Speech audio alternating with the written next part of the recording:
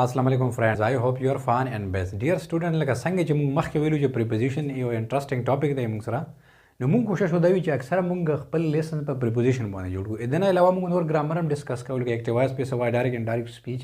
خو البته موږ کوشش دا وی چې موږ زیات نه زیات لیسن په preposition باندې جوړ کړو ځکه چې دا یو اهم یو امپورټنت ټاپک دی. نن موږ یو بیسیک یوزز اف ان چېرې ان کم بیسیک یوزز دي دنه مخکې موږ یو لیکچر جوړ کړی چې ان او ان په منځ کې څه ډیفرنس دی. خو نن موږ د ان بیسیک یوزز ویو یعنی هغه بیسیک یوزز چې په ډیلی روټین کې موږ ته په نظر راځي. حالانکه دا دومره ډېر یوزز دي چې په یو ویډیو کې کور کېدای نشي، خو بیا موږ کوشش کوو چې بیسیک یوزز دا ویو. نو دا اگزامپل موږ لیکلی دا موږ ډسکس کوو. ګوره فرست انکلوزډ سپیس یعنی preposition ان موږ هله یوز کوو چې کله موږ سره یو object یا یو action په enclosed space کې روان وي. لکه she is cooking in the kitchen، هغه په کچن کې کوکینګ کوي. نو ګوره دلته موږ سره کوکینګ یو ایکشن دی، دا روان دی چېرته په دې کچن کې. تاسو ته پته چې کچن یو بند ایریا وي، انکلوزډ سپیس وي، هر طرف بند وي. دلته موږ ځکه ان ولیکو چې دا کچن موږ سره انکلوزډ سپیس دی، دا شان بند دی. نیکسٹ هی پلانټډ د ټریز ان د ګارډن چې هغه په باغ کې بوټي لګولي دي، پلانټ کړي دي. نو ګوره ګارډن به موږ سره دا شان دی انکلوزډ سپیس وي، دا حصه اوپن وي، خو لاندې حصه دا چې کوم دو کنه دا کلوزډ وي یعنی د پارشلی انکلوزډ سپیس دی. خو بیا هم انکلوزډ دی ځکه چې دا باونډري موجود وي او هر هغه ایریا چې باونډري وي هغه انکلوزډ سپیس وي. دې نه علاوه چې موږ سره په سنټنس کې دا شان د الفاظ راشي دیر آر مینی سټارز ان د سکای. سکای چې کله راغی دا مخکې هم ان لګېږي، یا دیر آر 192 کنټریز ان د ورلډ چې په دنیا کې موږ سره 192 کنټریز دي. نو چې کله د ورلډ لفظ راغی دا مخکې هم preposition ان به موږ لیکو، دا خو کنفرم خبره. نیکسټ کنټریز کانټیننټ سیټیز ویلیج چې کله موږ سره یو ویلیج نامه راغله یا سیټیز راغی یا کانټیننټس راغی یا کنټریز یا سټیټ وغیره دا شان دی موږ سره نیم راغل په سنټنس کې، نو دا نه مخکې هم preposition ان موږ لیکو. لکه موږ یو دی لیو ان ایران چې هغوی په ایران کې اوسېږي، دا ته موږ پرشیا میل کېږي، دا پرشیا میل کېږي او دا موږ سره نیم اف ا کنټري دی ایران. نو رول دی چې کنټري نیم نه مخکې ان لګېږي لکه دلته څنګه موږ لیکلی. دلته اوس موږ هر یو کنټري لیکلی شو یعنی یو کې، امریکا، پاکستان، افغانستان، انډیا، کم یو هم چې کنټري راشي دا نه مخکې موږ دلته لیکلی شو. بل دی موږ سره هی ورکس ان دلی چې هغه په دلی کې کار کوي. نو ګوره دلته دلی موږ سره سیټي دی، دلی څه شی دی؟ سیټي. رول دی چې سیټي نیم نه مخکې preposition ان لګېږي لکه دلته موږ لیکلی. دلته اوس موږ هر قسم سیټي لیکلی شو، کابل، پېښور، اسلام آباد، واشنګټن، نیویارک چې کوم یو هم سیټي وي دلته موږ لیکلی شو. پاکستان از لوکیټډ ان ایشیا چې پاکستان په ایشیا کې دی. نو ګوره ایشیا از ا نیم اف کانټیننټ، دا یو بر اعظم دی، کانټیننټ دی او کانټیننټ نه مخکې preposition ان موږ لیکو، دلته موږ لیکلی دی. اوس دلته موږ هر یو کانټیننټ لیکلی شو، اسټرالیا، افریقا، کم یو هم چې کانټیننټ راشي دا دلته موږ لیکو. شي لیوز ان ویلیج، هغه په ویلیج کې اوسېږي. نو ویلیج راغلی دی او بیفور ویلیج موږ preposition ان لیکو. دلته که موږ داسې ولیکو هی واز بورن ان ټاون نو بیا هم ان لیکو، یا هی واز بورن ان سیټي نو سیټي نه مخکې موږ preposition ان لیکو. دا خو وشوه. پیریډ آف ټایم، پیریډ آف ټایم خبره چې کله راغله، پیریډ آف ټایم مطلب دی چې لینګث آف ټایم راغی چې یو ایکشن په څومره ټایم کې شوی، لینګث آف ټایم. نو په دا کې شامل دي موږ سره سینچریز چې یو ایکشن په کم سینچري کې شوی، ډیکیډز، اشره، ایئرز، منثس، ویکس په 100 هفتو کې شوی دی، ډیز 100 ورځو کې، اورز په 100 غنټې کې شوی دی، سیکنډز 100 سیکنډ کې شوی دی، یا اولډ ایج، اولډ ایج هم پیریډ آف ټایم دی موږ سره. څه شی دی؟ پیریډ آف ټایم. ان چایلډهوډ بچپن کې شوی دی یعنی یو ایکشن، دا نه مخکې preposition ان وی لګېږي. پارټس آف د ډے چې کله ورځې حصې راغلی، چېرې په مارننګ یو ایکشن شوی یا په ایوننګ کې یا آفټرنون کې، نو دا ورځې حصې مارننګ، ایوننګ او دا شان دی آفټرنون، دا ټولو نه مخکې موږ preposition ان لیکو. کلیر شوه؟ یا ان د نایټ که راغی یا ایټ نایټ. ګوره دلته کنفیوژن دی چې نایټ سره اکثر ایټ لګېږي، خو کله کله موږ ان هم لیکلی شو، نو بیا په دې دواړو کې څه فرق شو؟ ګوره جنرلی اکثر نایټ سره ایټ لګېږي چې کله خبره جنرل نایټ کېږي، عام نایټ، general night. خو چې کله in the night راغی د مطلب دا دی چې دا یو specific night دی. څه شی دی؟ خاص night. د کس ته پته ده چې دا یو خاص night دی. اوس مونږ وایو چې people generally sleep at night. اکثر شپې ویده کېږي. نو مونږ کمې شپې خبره کوو دا خو هر یو نایټ چې دا یو جنرال نایټ دی. خو چې کله مونږ ویل چې in the night د مطلب دی چې دا کس ته پته ده چې دا یو خاص نایټ و. دا یا چې دا ګیدرینګ شوی وي یا پارټي وي شوي یا څه پروګرام شوی په دا نایټ باندې ځکه دلته مونږ ان لیکلي او دلته آرټیکل هم لګي یو آرټیکل دی موږ سره ډیفینټ آرټیکل هم دی دا موږ ته یو خاص شپه ښایي. نو اگزامپل دی they were informed in the night چې په هغه نایټ دوی ته اطلاع شوې وه. نو دلته د نایټ دا یو سپیسیفیک نایټ دا یو خاص نایټ خبره کېږي دلته موږ preposition in ولیکو. Many states came into being in 20th century چې 20وي صدي کې زیاده چې کوم ریاستونه د ازادي حاصله کړې وه نو خبره په سنټنس کې سینچري روانه وه. سینچري دلته preposition in موږ ولیکو. دلته اوس موږ هر یو سینچري لیکلی شو 18 17 یا 21st century چې کوم یو هم سینچري راغی نو خبره چې کله په سنټنس کې سینچري وشوه رول دی چې دنه مخکې preposition in یوز کړي. He was born in 2015 2015 کې هغه پیدا شوی و.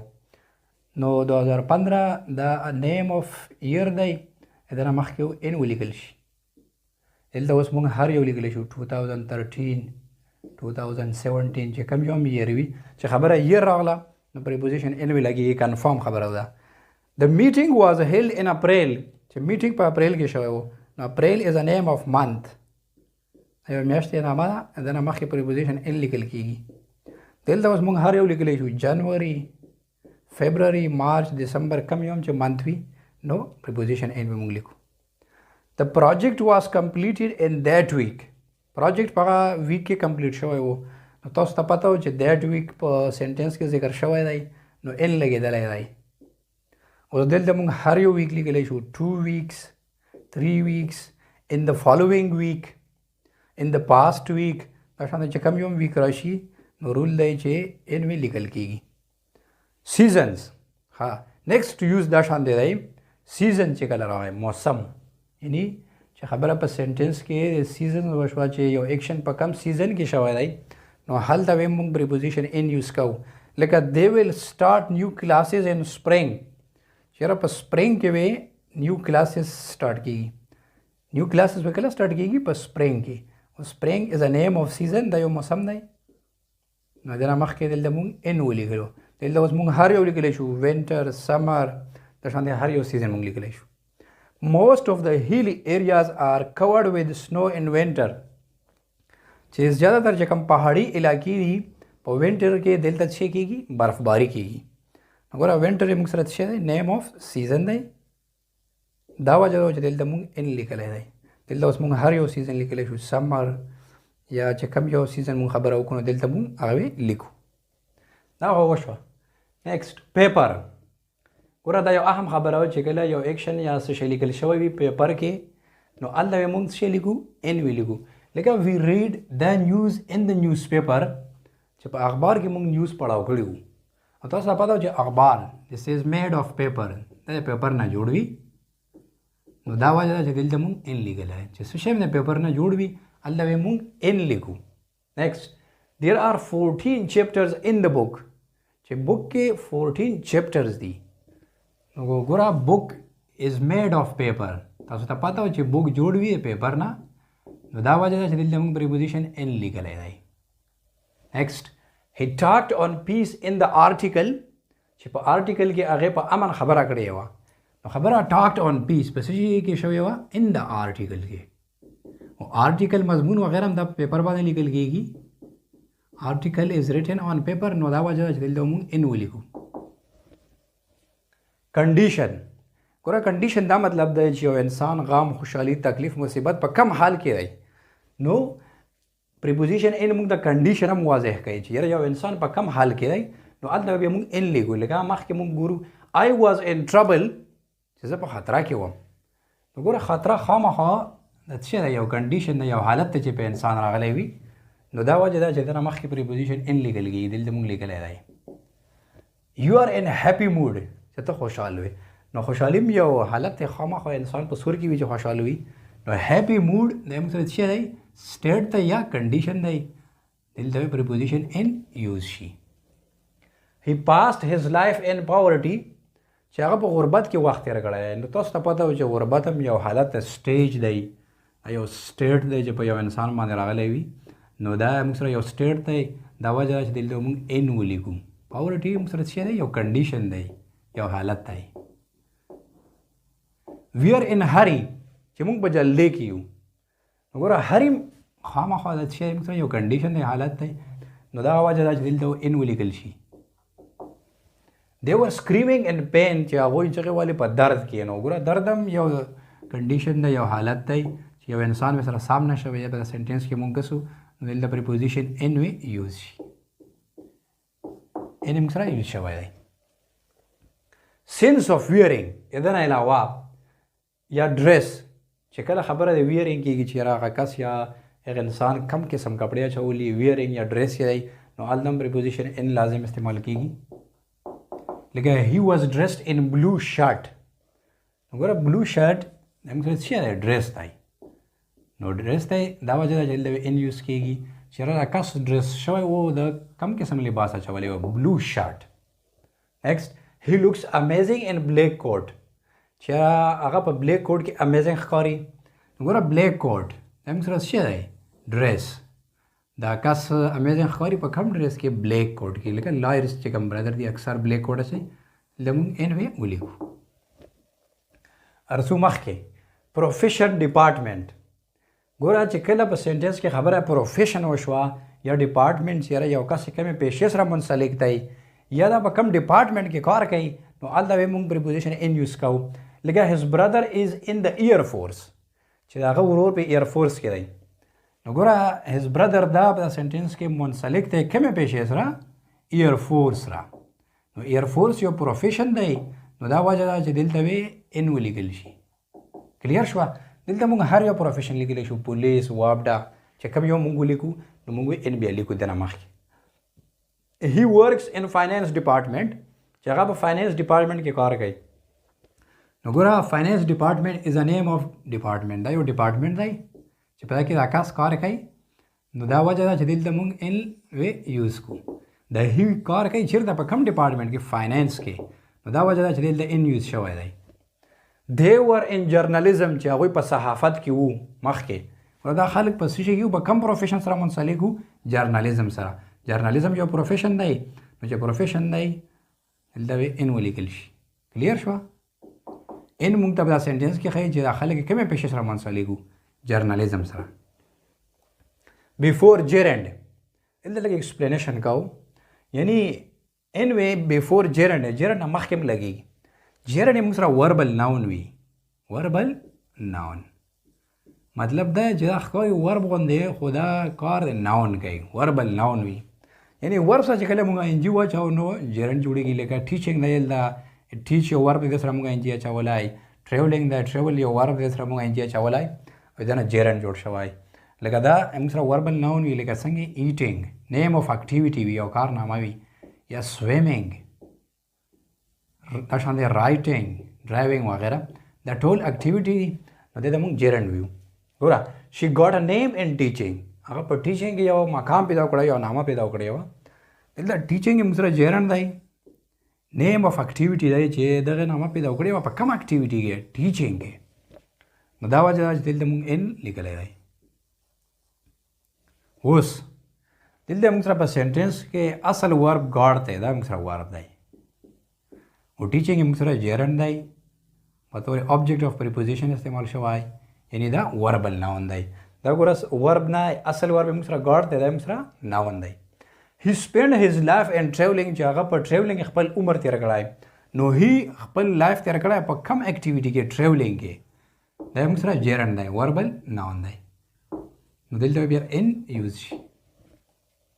لینګویج چې کله خبره راغله چې یاره یو کس په کم لینګویج کې کمزوری دی یا هغه په کم لینګویج کې نظم، شاعري او سبق لیکل شوی دی، په کم لینګویج کې خبره لینګویج راغله نو پریپوزیشن ان وی لګېږي.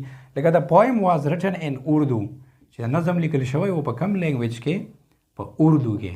نو اردو از ا نیم اف لینګویج دا یو لینګویج دی نو دا نه مخکې ان ولګیږي دلته اوس موږ هر یو لینګویج لیکلی شو انګلیش عربي یا چې کوم یو هم لینګویج موږ ولیکو نو کلیر دی سبجیکټس چې په سنټنس کې موږ کله سبجیکټ یوز کوو چې یاره یو کس په کم سبجیکټ کې کمزوری دی یا پکې تکړه دی نو په داسې حالاتو کې موږ پریپوزیشن ان لیکو لکه یو آر ګوډ ان بایولوجي چې یاره ته بایولوجي کې ښه یا تکړه یې نو بایولوجي ګوره موږ سره سبجیکټ دی څه شی دی سبجیکټ دلته ان ولیکل شي دلته اوس موږ هر یو سبجیکټ لیکلی شو انګلیش اردو فزیکس کیمسټري کوم یو هم چې سبجیکټ وي نو دلته بیا ان لګېږي شي از ویک ان انګلیش هغه ویک دی په انګلیش کې دلته ګوره انګلیش هم از ا نیم اف سبجیکټ نو دا وجه چې دلته موږ بیا ان لیکلی دلته اوس موږ هر یو سبجیکټ لیکلی شو آپشنل دی تاسو مرضي چې دلته کم یو تاسو سبجیکټ لیکو لینک د ورډ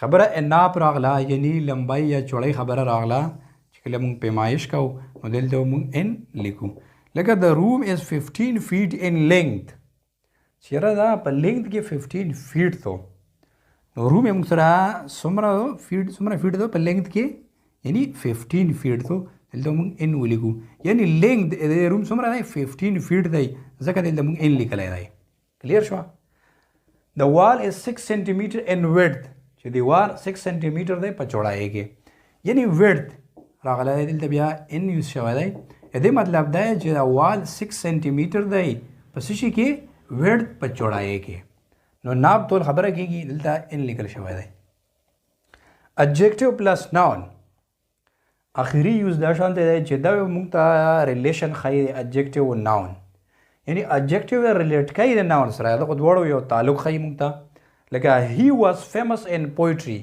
چې هغه مشهور و په څه شي کې پویټري کې ګوره فیمس موږ سره دلته یو adjective دی پویټري شاعري دا موږ سره یو ناون دی نو دلته ان موږ سره دا adjective ریلیټ کړی دی د ناون سره موږ ته ویلي چې دا کس فیمس دی خو په څه شي کې فیمس دی پویټري په شاعري کې فیمس دی نو تاسو وکتل چې دلته ان ریلیټ کړو دا adjective د ناون سره دغه یو ریلیشن وښیلو چې یاره دا adjective یې ریلیټ کړو د ناون سره چې دا کس مشهور دی دا کوالټي دا په څه شي کې مشهور دی په پویټري کې په دې ناون کې اوکې دی ور ایکسپرټ ان میډیسن چې هغوی ایکسپرټ و په میډیسن کې نو میډیسن دا یو ناون شو ایکسپرټ ماهر کېدل دا موږ سره څه شی دی یو خوبي ده کوالټي ده نو دا adjective دی او ان ریلیټ کړو دا adjective دا سنټنس کې د میډیسن سره دغه دواړه یو تعلق یې وښودو د موږ ته ویل چې دا کس ایکسپرټ دی خو په څه شي کې ایکسپرټ دی په میډیسن کې دلته ان ځکه لیکل شوی دی چې دا موږ ته adjective او noun ریلیټ کوي په دا سنټنس کې she was dull in study چې هغه په سټډي کې ډل و کند ذهن نالایق نو دلته هم ډل موږ سره یو adjective دی سټډي یو noun دی نو ان ریلیشن ښیي د adjective د ناون سره دا adjective ریلیټ کوي د ناون سره دا موږ ته وایي چې دا خو ډل و کند ذهن و نالایق په څه شي کې په سټډي کې او سټډي یو ناون دی نو ان ریلیټ کړل دا adjective دا ناون نو په دا ویډیو کې موږ بیسیک یوزز اف ان ویل موږ ته پته ولګېده چې په کم کنډیشن کې موږ ان یوز کوو انشاءالله په بله ویډیو کې ملاویږو یو لیسن سره ټیل دین ګوډ